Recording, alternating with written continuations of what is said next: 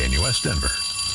Sleep deprived and heavily caffeinated. All right, let's do this then. This is the Jeff and Bill Show. I don't agree with that. They don't always agree, but hey, at least they have coffee. Coffee. And each other. I love you, man. God help us. I want to bless him. We need all the help we can get. Now here's Jeff Hunt and Bill Thorpe. The Jeff and Bill Show on News Talk 710 KNUS. 10 a.m. in the Mile High City on this Wednesday, August 20th, 2025. Good morning, Denver, Colorado. You've tuned into the Jeff and Bill Show, News Talk 710 KNUS. I'm your co-host, Jeff Hunt, along with Bill Thorpe, bringing you the freshest insights and hottest takes from the right, left, and center. Could things be changing here in Colorado with regards to wolves? Have the Democrats finally heard enough of it?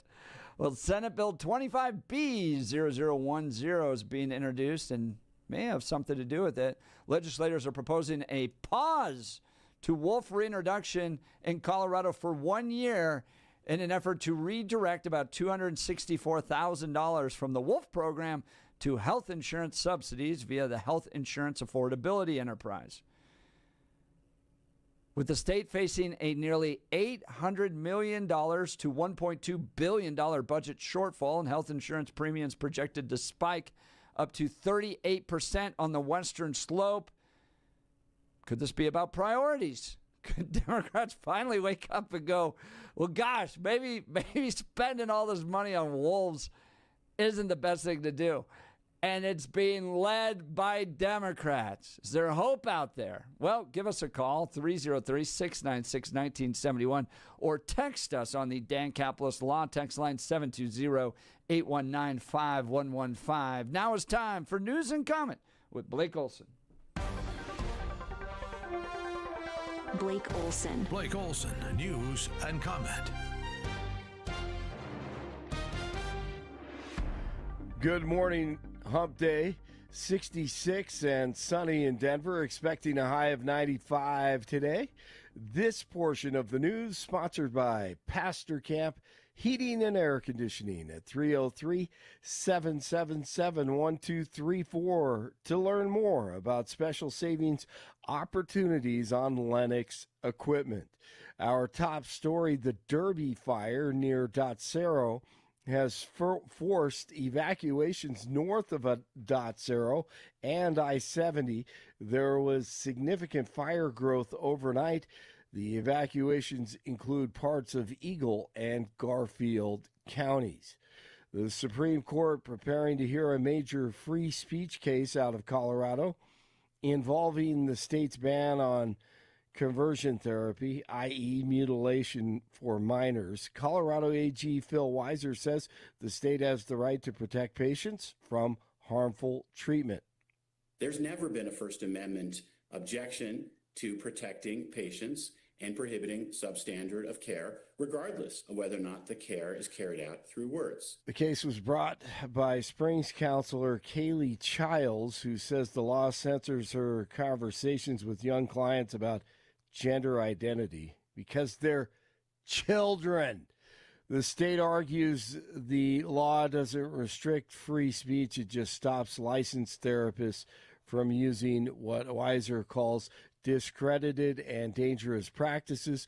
The High Court will begin hearing oral arguments on October 7th, and the outcome could impact the state's how states regulate speech in therapy nationwide. Yeah, this is a big deal because I was literally the tip of the spear in trying to fight this thing. I know this bill through and through. We had entire lobbying teams. I had lunch with the president of One Colorado at the time to try to talk this thing through.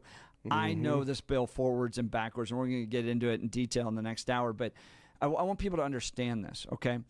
And you can see Phil Weiser use this tactic, and it was common throughout the entire discussion around conversion therapy, okay? There is, and I will grant this, there's absolutely abuse that took place in counseling sessions against gay kids, 100%, right? I don't discard that. Because we would hear testimony of people being like forced into ice baths while watching gay porn to try to make them straight. Okay, people electrocuted to try to make them straight, okay? And I said to One Colorado at the time, I said, guys, first of all, that's already banned. It's just physical abuse. But if you want to write into some law that you can't physically abuse somebody in an effort to make them straight, by all means. Colorado Christian University and the Centennial Institute will stand with you in doing this, okay? Because that's terrible. I don't believe people are converted to Jesus Christ via electrocution. Sorry. I'm a pastor. It doesn't really work that way, okay? You don't beat somebody with Bibles in hopes that they accept Jesus, okay? I know that's what you do. Right. So you end up with this weird argument that, like, people are being abused, therefore we need to pass this law. And what the law does, what the actual law does, is it says that if you bring a kid in for counseling into Colorado and you have concerns either about homosexual behavior, let's say you're a Christian or Jewish or Muslim or whatever it might be, and you have concerns about homosexual behavior, your religion teaches you that you shouldn't be engaging in that. Or somebody is a child, and this all has to do with minors, and is questioning their gender identity, right? They don't know if they're a boy or girl, all that type of thing. The way the state of Colorado has made it is that counselors can only counsel them in a single direction, and that's to embrace it. Okay? So if your child is going, well, I'm a boy, I don't know if I'm a boy or a girl. I'm confused by this whole transgender thing. I'm confused with my own feelings. What should I do? Well, the counselor has to, by state law, mandate them to embrace their transgender identity. Or if they're questioning homosexuality and they don't know, and you have religious beliefs about this, the counselor counsels them to embrace homosexuality. So what ADF and others are arguing is that this is compelled speech. Yes. Right? That making the counselor force somebody to counsel them in one single direction violates religious beliefs, violates free speech rules, all that stuff. And so it's created a ton of confusion in religious communities where you're basically like, don't take your kids counseling. At this point, you know what the end result is going to be. Exactly. If you take little Johnny in and he's questioning his gender identity, little Johnny's going to come out of that counseling session believing he's Mary. That is what this is all about. And what Phil Weiser and others are going to lay out is this big argument that somehow this conversion therapy is terribly harmful to people and it's abusive. And just remember that the leader of the Centennial Institute, the top social conservative lobbying effort down at the state capitol, was willing to partner with One Colorado to say, well, I don't think people should be electrocuted into their anything, ever. Forced into ice baths. That's terrible things. We will stand with you. But what you're doing is a violation of free speech. It didn't matter. Democrats pushed this anyways, and now they're going to face the reckoning of the U.S. Supreme Court on it. Wow. Thank you for that. I needed to hear a lot of that. I appreciate that, Jeff. Just incredible what's going on. This morning, DJT formally demanded the resignation of Democrat-appointed Federal Reserve Governor Lisa Cook after she was criminally referred to the DOJ for mortgage fraud. Oh, here we go, another one. 47 says, Cook must resign now. Another corruptocrat. Speaking of corruptocrats, Morning Joe actually being critical of California Governor Newsom. See, the Democrats are trying to find their footing, and it's quite embarrassing, actually. I mean, Gavin Newsom, have you seen what he's doing online? And it's like, just take a deep breath. Don't try to turn the ship 180 degrees and one. They don't know what to do. I have a good idea. Instead of trying to school Donald Trump, talk into the camera about affordability. Yeah, all that stuff is impossible. It doesn't matter. You're trying to recreate what you've already destructed. and destroyed in California. Impossible. Tulsi continues to go after the bad guys, declassifying 37 traitors for helping push the Russia hoax. They were not happy with the outcome of that election, and so they created this politicized, weaponized piece of fake intelligence that, as you mentioned, then went on to serve as a foundation for everything that came after, the multiple investigations, the years-long Mueller investigation, 2 congressional impeachments, investigations in the raid at Mar-a-Lago. The list goes on and on. The White House is reportedly considering Budapest as the location for a new Russia-Ukraine peace summit. Administration sources told Politico Tuesday that the Secret Service is preparing for a trilateral summit in Hungary. A state of emergency is being declared in North Carolina as Hurricane Aaron threatens the coast with flooding and high winds. A resolution has been introduced in Congress that would extend the federal takeover of D.C. Anna Paulina Luna is sponsoring a measure that would keep troops patrolling the streets of D.C. indefinitely. Love it. Hey, I got a question for you guys on this, since we're just a talk radio show. Let's just talk. Would you like to see troops just throughout the city of Denver? Absolutely. Just like full-on military, Yes. like with the big guns on Yes. top, like right out of World War Z Fatigues. type of thing? Fatigues. Yeah. Yeah. Absolutely. Bill? No. What? Because I read that book, 1984. Yeah. I've seen these movies. What do you think? I've What do you seen think that. they would do to someone like you, or to just anybody else that wants to enjoy downtown? Well, the best part about it is technically whatever the hell they wanted to.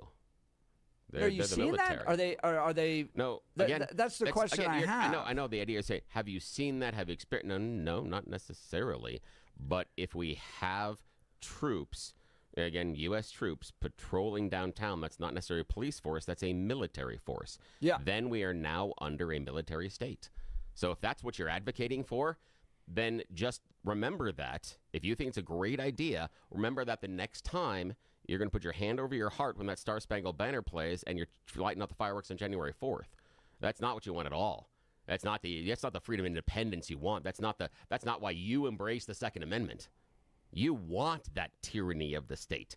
You want that military force on the streets. That's what you want. Anyone else think he sounds like Jack Nicholson right there? Again. But that's what you're advocating for. You want me on that wall. And that's what you want. So just be honest about it. That's it. I would like it on Friday and Saturday nights downtown. Yeah. I think that'd be great. Look, part of the reality is Democrat leadership of this community has allowed crime to fester to a point where people don't feel safe. So what do you do to fix that? Yeah. And maybe it's not a permanent solution. I don't want a permanent military state, but the Get it crime's so going. bad, nobody wants to go downtown. Do you feel safer if there were guys manning machine guns around So there? wait, do you disagree with Anna Paulina Luna? Because she wants military troops permanently in D.C. Good idea? Bad idea? I think D.C., I think it's a good idea. Just because it's a little different. You know, it's not a state. It's where our capital is. What if we just allowed everyone to be armed? Oh, I have no problem with that.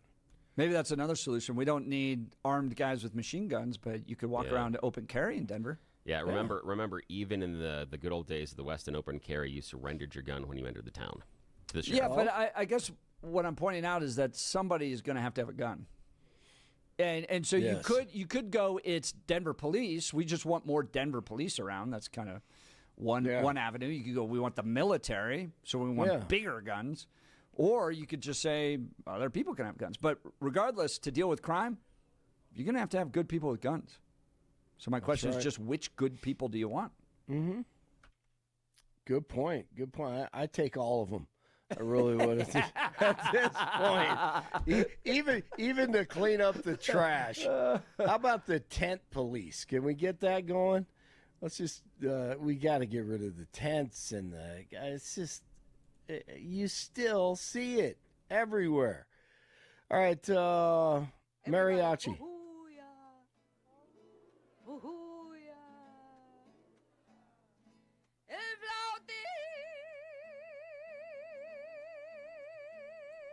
That's beautiful.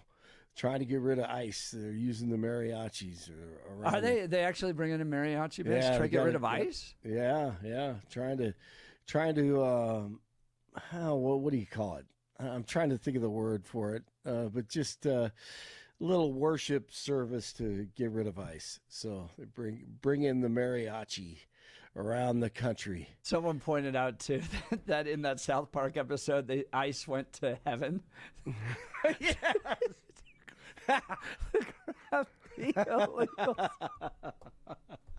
I love it. So this is another total side tangent. This is a day of side tangents. But the fact that conservatives can laugh at being mocked and Democrats can't, they get so offended.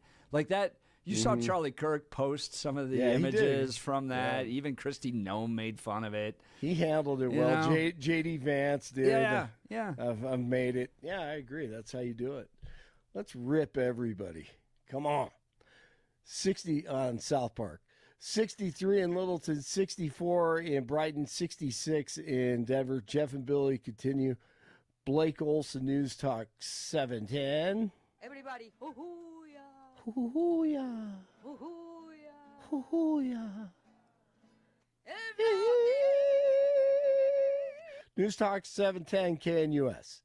Hot, dry weather here for another couple of days, and as we get into Friday and the weekend, thunderstorm chances go up and temperatures will go down a little. However, it'll be hot and dry with mid-90s today, mid to upper 90s Thursday, nights in the 60s today and Thursday dry, upper 80s Friday, and lower 80s Saturday with thunderstorms returning. Weather, a service of L&L Heating and Air Conditioning. For quick, trustworthy, and dependable service, call L&L Heating and Air Conditioning at 720-851-1691.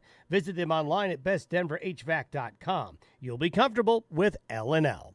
Meteorologist Don Day in the 710 KNUS Weather Center.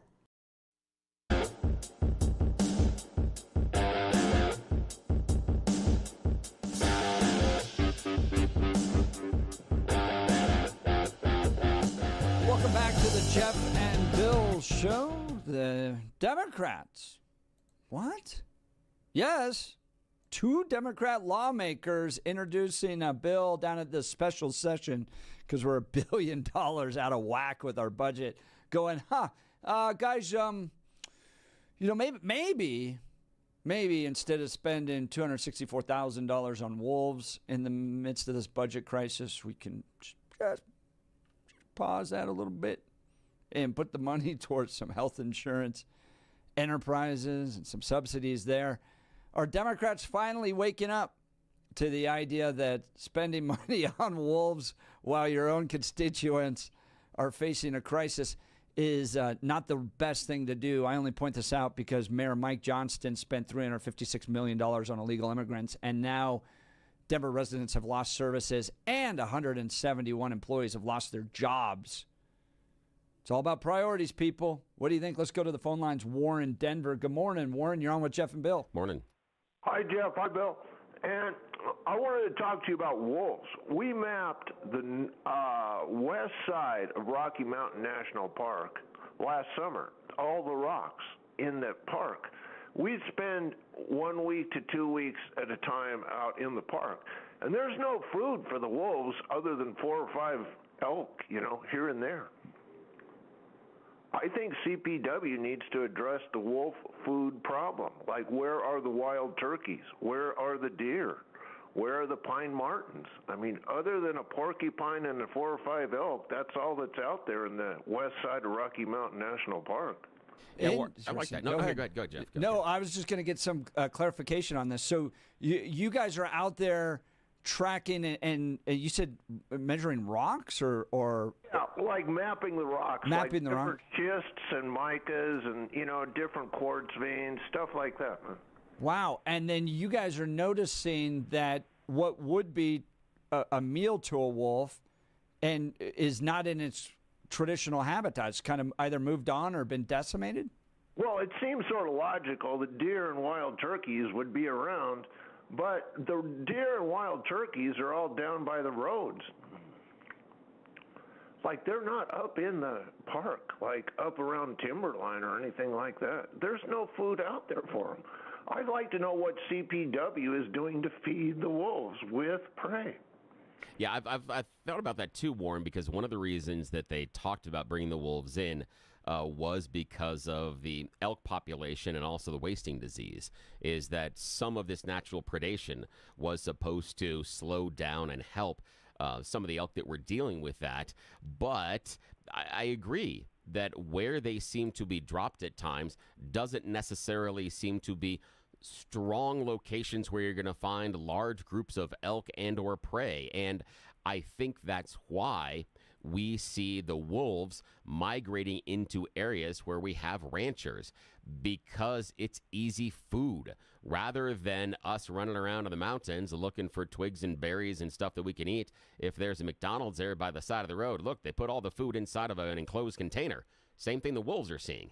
And so I think that is easy predation. And if it was less difficult to go after the wild animals than to get to the ones that are inside of the pens, they'd go after the wild animals, but they can't find enough of them. And so they're going to go after the farm animals. It's more difficult for them. Yeah, they're all in one location, but they do have some other things to navigate, including fences and things like that. But that's the issue. I think, that where we're placing them, how we're monitoring them, and the idea that we didn't expect any of them to die is also rather silly. This is nature. I spent part of my time growing up watching the Mutual Omaha Wild Kingdom. So I remember that. I remember seeing the animals die on the African savannah. So that was part of it, man. If we were going to give you the Jeff and Bill magic wand, Warren, what would you do to the wolf program? Would you make it go away, or would you keep it as is? Or would you change it, and if so, how? So I'm giving you the wand, Warren. What do you do with the program? I'd try and figure out from CPW where there's some food for the wolves. That's their job. CPW's job is feeding the wolves at this point.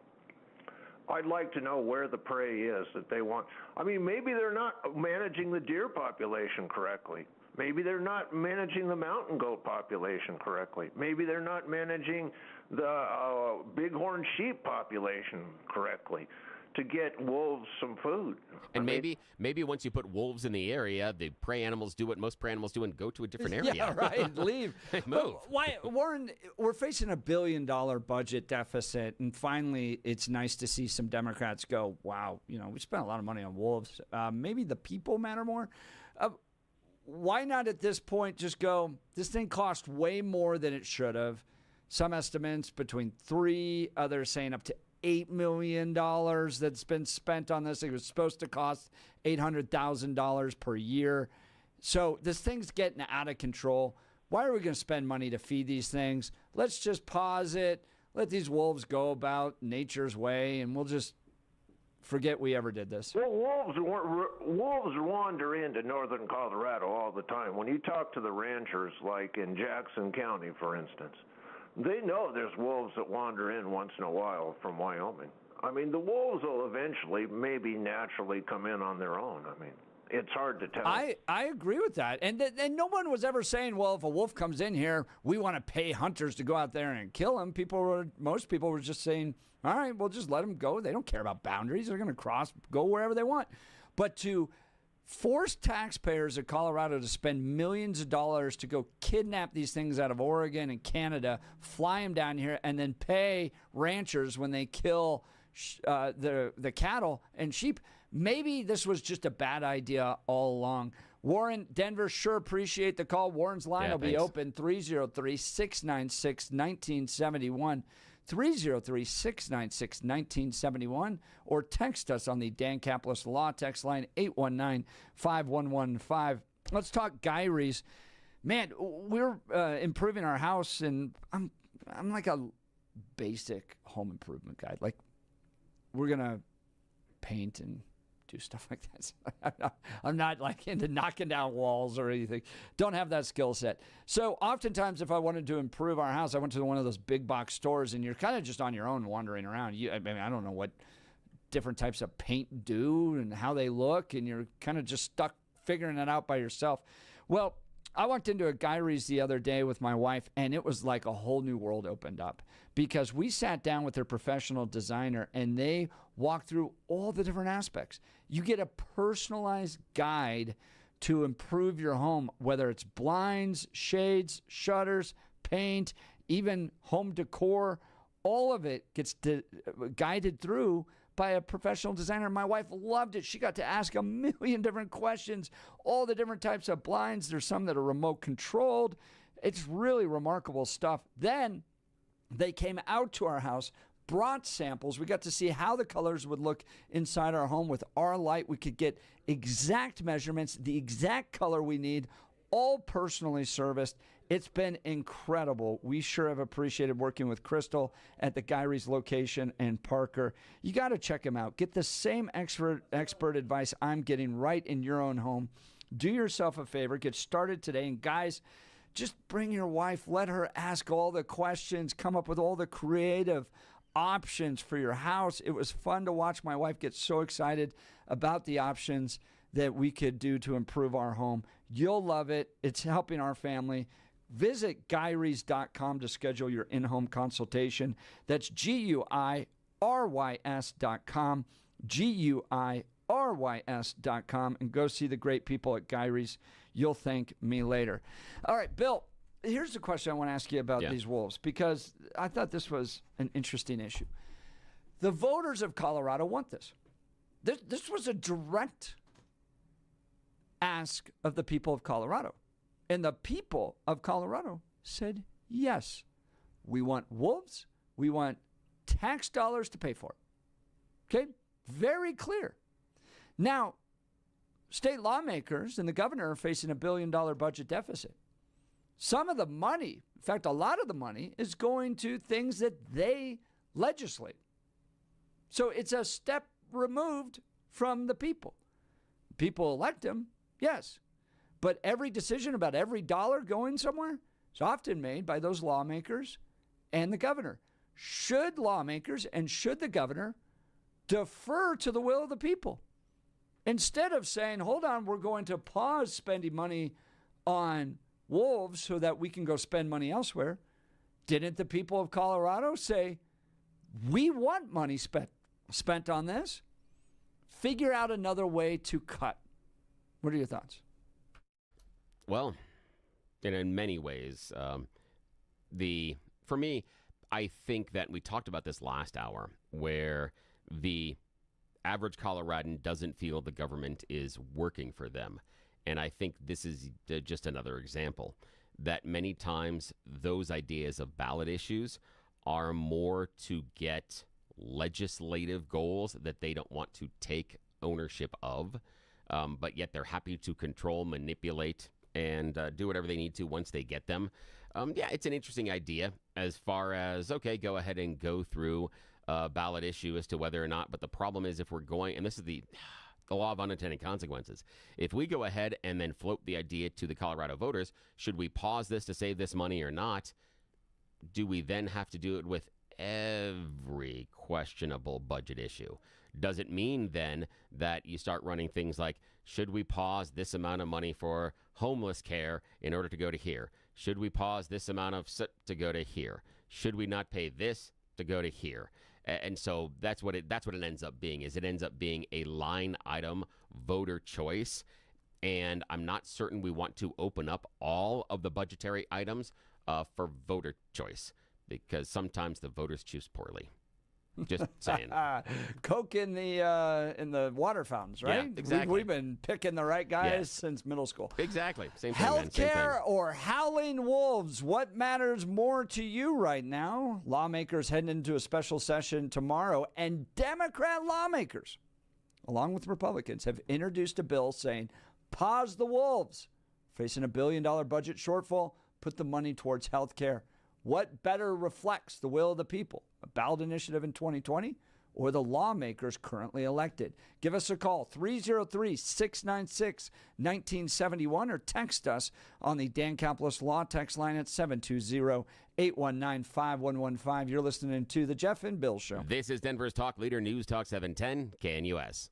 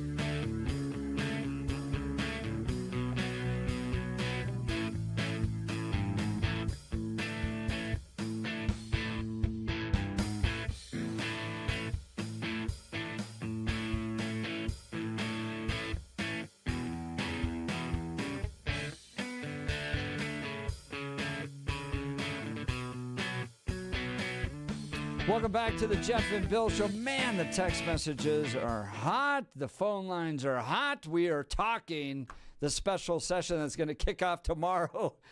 The state's in $1 billion budget deficit, and 2 Democrats and a Republican, 2 Democrats, show up with a bill going, hey, how about we maybe pause our spending on wolf reintroduction and put the money towards health insurance subsidies. People over wolves? What? Are the Democrats down at the state capitol coming to their senses? What is going on here? Let's go to the phone lines. Francis Golden. Good morning, Francis. You're on with Jeff and Bill. Morning. Hey, guys. Hey, first of all, this has to be left to the legislature. Let them do their job. They don't do it very well anyway, so just let them work on it so maybe they can improve. There's no way this should be a ballot initiative ever. Colorado's way too easy to get initiatives on the ballot anyway. They tried to toughen it up a few years ago, I think, with signature numbers and things. But no, we don't want. First of all, can I ask you guys, because I'm not clear on this. I don't remember, how did the wolf problem ever land in our lap anyway? Like, whose bright idea was it to stand up and say, you know what the state's really missing? Wolves. And somehow boy, I see a problem screaming for a fix, and the answer is wolves. Yeah, it was a ballot initiative in 2020, and it was funded by, in many ways, out-of-state interests. I think it was primarily funded by a San Francisco lib, but it was one of those things where outside animal rights organizations put it on there, and then you have the first gentleman, Marlon Weiss, Governor Polis's husband, who really, really is a big animal guy. So he jumped in, provided support, and lo and behold, you ended up with this thing on the ballot. It barely passed. If you remember, it was just a few percentage points. It was mostly supported by folks on the Front Range. And then now we're spending double what we anticipated spending on it. So anywhere between $3 and $8 million on this thing. It's getting out of control. So it's kind of nice to see Democrats go, well, hold on a second. Hold on. We can't afford health insurance for people. Maybe bringing in these wolves isn't the best thing. So wait, you're telling me that I just answered my own question in the affirmative? I am amazed. This is going to be a good day, because my whole point is none of this should be ballot initiative questions. Otherwise, we end up with stupidity like wolves from out-of-state interests championed by people who don't care about wolves one way or the other. Maybe they care in theory, putting us with imported wolves that are dying because we live in a desert. I mean, this whole thing is it's absurd. So yes, let's let the legislature, with whoever these 2 Democrats that need to be given credit because they're actually thinking about this, fix the problem. Because guess what? That's the legislature's job. I mean, all right, Francis, I'm going to push it even another level, and this is really going to drive you and our listeners crazy, because we had Barb Kirkmeyer on.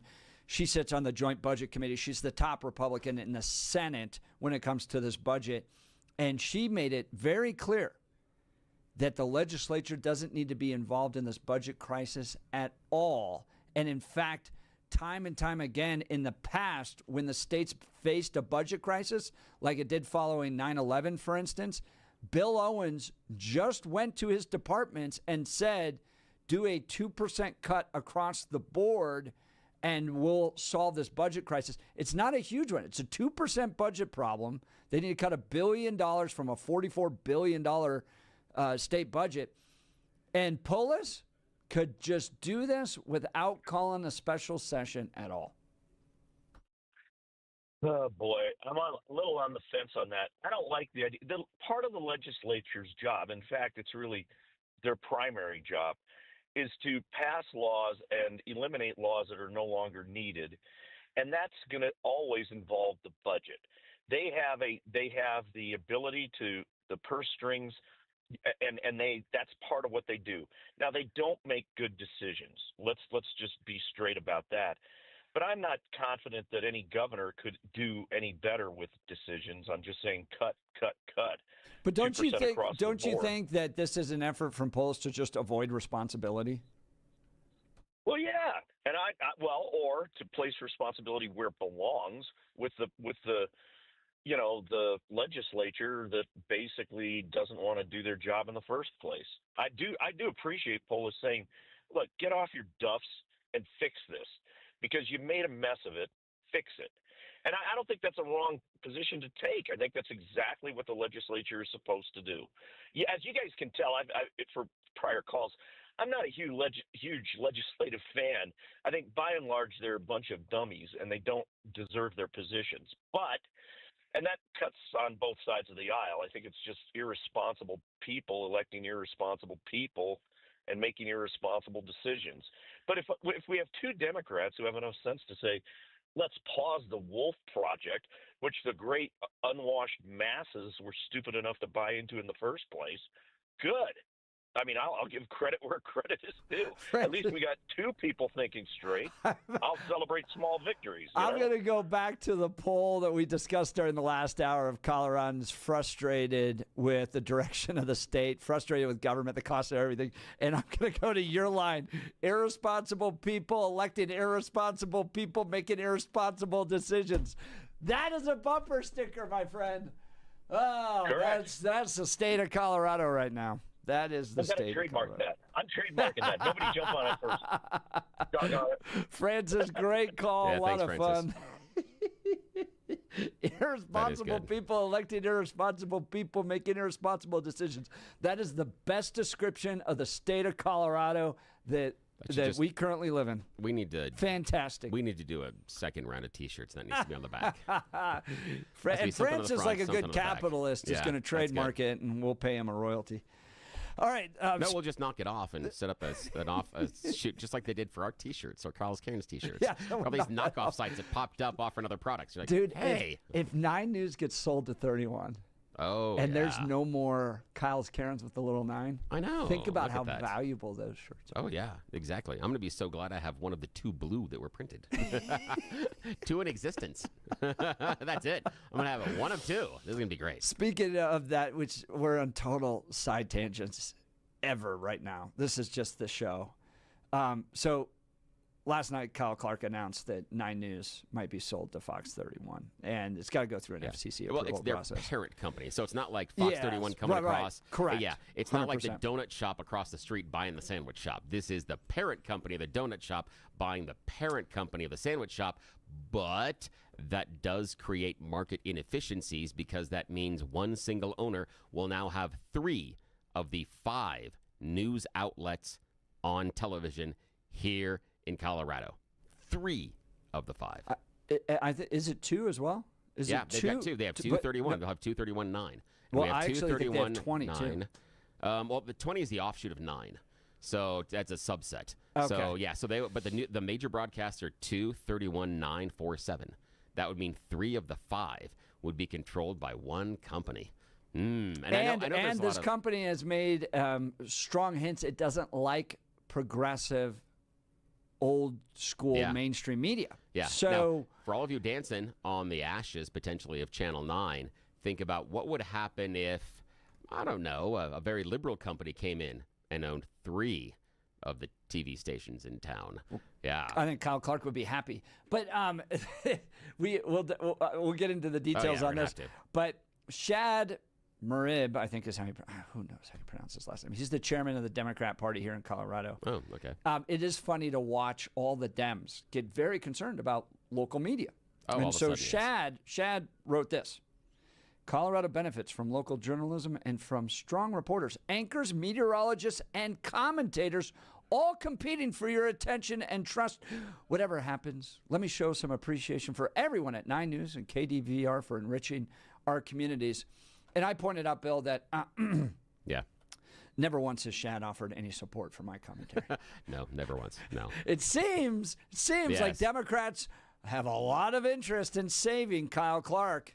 Oh yeah, they do, because it's the easy layup interviews for him, and I wish they wouldn't play this so partisanly. And Shad got so close to the right argument in this situation, and he missed it again. In part, I believe, because he's looking at this through a Democrat filter. The core. Chairman of the Democrats. Yeah, of course. But that doesn't mean he can't step outside of this and look at this through the real world. There are times he can put his chairman hat on, and there are times he doesn't have to have his chairman hat on. And this is an instance when that chairman hat fell down in front of your face, Shad, and obscured the real issue. The real issue, and you did tangentially touch on it just briefly. Competition. That's the issue. I don't think anyone can say that newspapers are necessarily better in this town because we no longer have the Rocky. Did the Denver Post all of a sudden increase its ability and become a better paper because of that? Did Channel 2 necessarily become a better news station because they got absorbed by Fox 31? Is your radio experience in Denver better than it was 20 or 30 years ago now that we have more consolidation and single ownership? That's the issue for me. I'm not looking at the politics inside of this. I don't care who it is. But when you have a conglomeration or an amassing of a single voice in a market, I think that's detrimental to the market. I don't care who owns it based on the side of the politics. I just get worried when they have too large of a share of the voice. That's it. We'll talk about it later. Yep. Chad, you're up next. We'll continue the conversation about the special session, wolves, cost of education.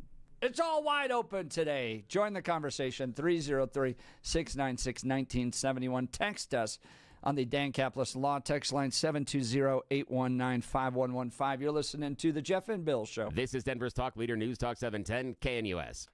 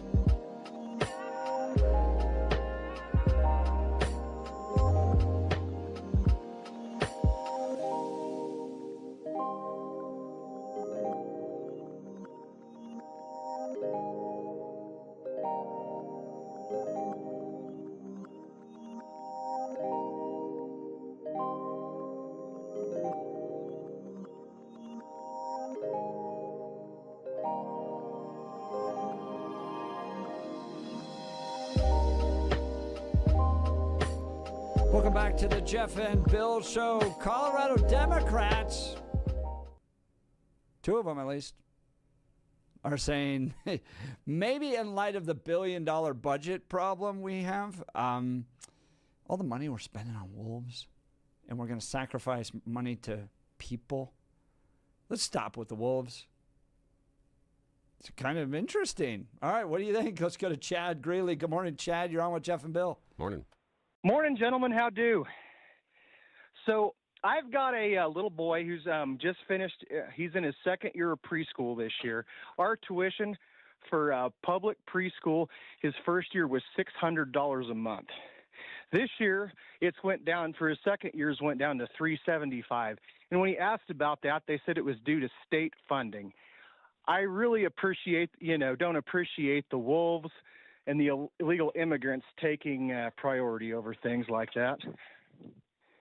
I think people are waking up to this reality, too. 171 employees of the city of Denver actually really woke up to this reality that illegal immigrants got 6 months of apartment covered for them, and now they don't have a job, the city employees of Denver. So it's about priorities, and you put them in a budget crisis, and maybe Democrats starting to wake up to where their money should be going.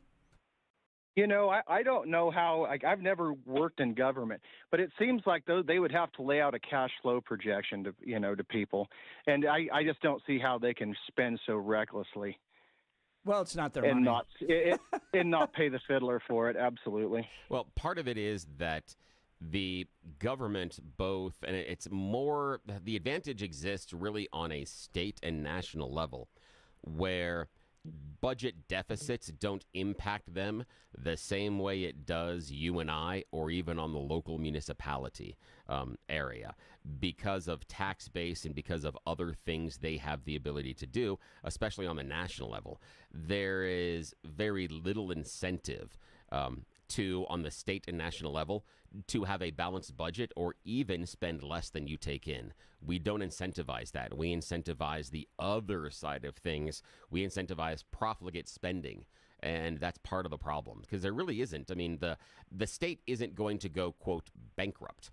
There are some real significant constraints on services that can be provided on a local municipality. But the state, there are other things they have the ability to do that can get them out of that, and even just, ignore things sometimes. And also they have the ability to privatize things in certain areas. We've seen that with privatization of certain things in Denver connected to the Denver public schools. So there are other things they can do as well. Yeah. They just don't play the same game you and I do. Absolutely astonishing. Yeah, and then we wonder why they don't spend their money like we do. Yeah, why they're not as concerned about the budget, because they don't have to be concerned. They don't have to be. And plus, think about this one, man, Chad, is that if you're in government right now and you get a budget that is going to explode spending in 3 years, you may not even be there. Where in your family and your own personal choices, any decision that you make today can be a benefit or a negative for future Chad.